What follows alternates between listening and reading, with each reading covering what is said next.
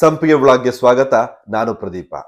ಸ್ನೇಹಿತರೆ, ಸದ್ಯ ಈಗ ಕೋವಿಡ್ ಇಲ್ಲದೆ ಇದ್ರು gobi, panipuri, masal puri, french fries, noodles ಇದ್ಯಾವುದು ತಿಂದೇ ಇದ್ರೂ ಯಾವಾಗ್ಲೂ ಕೆಮ್ಮು, ನೆಗಡಿ, ಮೂಗಿನಲ್ಲಿ ಜಲಪಾತ, ಗಂಟಲಿನಲ್ಲಿ ಕಿರಿಕಿರಿ, ಮಾತನಾಡುವ ಮೊದಲು ಗಂಟಲನ್ನ ಸರಿಪಡಿಸ್ಕೊಳ್ಳೋದು, ಮಕ್ಕಳು ಪದೇ ಪದೇ ಹುಷಾರು ತಪ್ಪೋದು, ಇದಕ್ಕೆಲ್ಲ ಔಷಧಿಗೆ ಅಂತ ಡಾಕ್ಟರ್ ಹತ್ರ ಹೋದ್ರೆ antibiotic, pain killer, anti allergic ಮಾತ್ರೆಯನ್ನ ಕೊಡ್ತಾರೆ.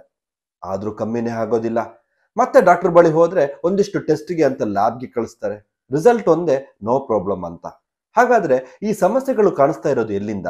ಎಷ್ಟೇ ಮೆಡಿಸಿನ್ ತಗೊಂಡ್ರು ವಾಸಿಯಾಗದ, ಪರೀಕ್ಷೆ ಮಾಡಿದ್ರು ಸಿಗದ ರೋಗಕ್ಕೆ ಕಾರಣವಾದ ಆ ದುಷ್ಟಶಕ್ತಿ ಏನು ಅಂತ ತಿಳಿಯೋಣ. ವಿಡಿಯೋ ಪೂರ್ತಿ ನೋಡಿ.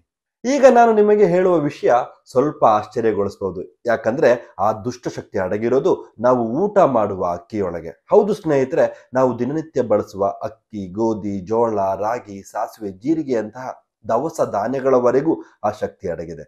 ಇವುಗಳು ಆಳುಗಡದಿರಲು ಬಳಸುವ ವಿಷಯುಕ್ತ ಕೆಮಿಕಲ್ ಬೋರಿಕ್ ಆಸಿಡ್ ಪೌಡರ್ ನಮ್ಮ ದೇಹದೊಳಗೆ ಹೋದಾಗ ಆಗುವ ದುಷ್ಪರಿಣಾಮವೇ ನಮಗೆ ನಿರಂತರವಾಗಿ ಕಾಡುವ ಅನಾರೋಗ್ಯ ಸಮಸ್ಯೆ. ಈ ಬೋರಿಕ್ ಆಸಿಡ್ ಅನ್ನ ಮಹಿಳೆಯರಲ್ಲಿ ಕಾಣಿಸುವ ನಿರಂತರ ಯೋನಿಸ್ರಾವ ಚಿಕಿತ್ಸೆಗೆ ವೈದ್ಯರುಗಳು ಬಳಸುವ ಪೌಡರ್ ಇದು.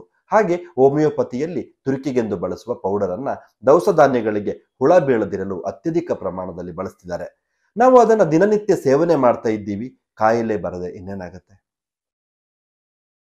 ಸ್ನೇಹಿತರೆ, ಇದು ಶಿಲೀಂಧ್ರನಾಶಕ ಮತ್ತೆ ಆಂಟಿ ಮೈಕ್ರೋಬಿಯಲ್ ಗುಣಲಕ್ಷಣಗಳನ್ನು ಹೊಂದಿರುವ ಇದರಲ್ಲಿ ಆಮ್ಲಜನಕ, ಬೋರಾನ್ ಮತ್ತೆ ಹೈಡ್ರೋಜನ್ ಇರುತ್ತೆ. ಇದು ನೀರಿನಲ್ಲಿ ಕರಗುವ ಗುಣ ಹೊಂದಿದೆ. ಇದರಿಂದ ಉಂಟಾಗುವ ಎಫೆಕ್ಟ್ಗಳನ್ನು ತಪ್ಪಿಸೋದಕ್ಕೆ ನಮಗಿರುವ ಒಂದೇ ಒಂದು ಉಪಾಯ ಅಂತ ಅಂದ್ರೆ ನಾವು ಬಳಸುವ ಆಹಾರ ಪದಾರ್ಥವನ್ನ ತೊಳೆಯೋದು ಅಂದ್ರೆ ಸುಮ್ಮನೆ ತೊಳೆಯೋದಲ್ಲ. ಅಕ್ಕಿಯನ್ನ 4 ಬಾರಿ ತಣ್ಣೀರಿನಲ್ಲಿ, ನಂತರ 2 ಬಾರಿ ಬಿಸಿ ನೀರಿನಲ್ಲಿ ಸೇರಿಸಿ ತೊಳೆದು ಅನ್ನ ಮಾಡಬೇಕಾಗತ್ತೆ. ನೀರನ್ನು ಅಧಿಕ ಪ್ರಮಾಣದಲ್ಲಿ ಬಳಸಿ ತೊಳೆಯೋದು ಉತ್ತಮ.